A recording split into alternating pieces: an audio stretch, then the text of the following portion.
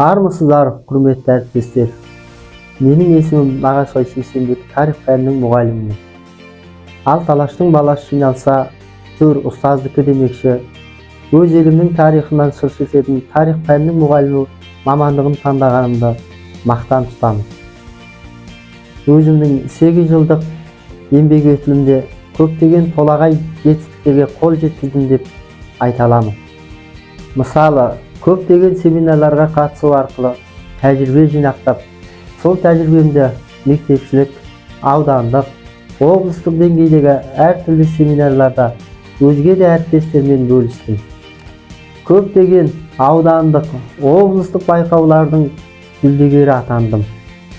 Шәкірттерім де үздіктердің қатарында.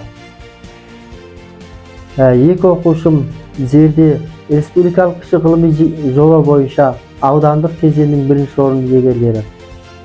Сондай-ақ облыстық кезеңнің 2-ші, 3-ші орын иегерлері. Сонымен қатар тағы бір шәкіртім Болатбекұлы Ерсұлтан екеуміз еліміздің тәуелсіздігінің 30 жылдығына арналған үздік ғылыми жоба байқауына қатысып, 1-ші орын иеленіп, үздік ғылыми жоба төс белгісіне ие болдым. Өзімнің еңбек жолында олимпиадалық резервтік құраманы дайындап, көптеген байқаулардың жеңімпаздарын шығардым. Мінекей, бұл менің дарынды балаларға талантты ұстаз тұжырымдамамның жетістіктерінің бір бөлігі ғана деп білемін.